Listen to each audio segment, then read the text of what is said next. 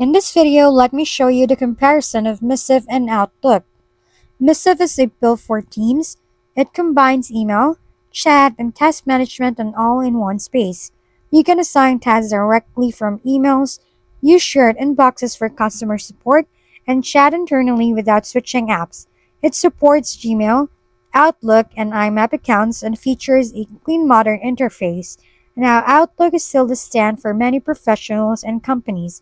It integrates seamlessly with Microsoft 365 apps and offer powerful calendar, contacts, and task tools.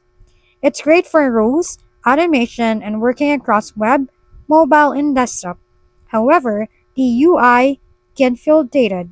It lacks real-time collaboration features and it uses a lot of memory on desktops. So if you're working with a team and need built-in chat and task tools, Missive a strong choice.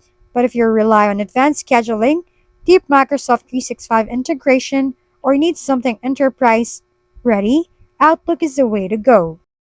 Thanks for tuning in to How to Doctor. If this video was helpful, please like and subscribe. And if you have any questions, drop them below, and we'll see you on the next video.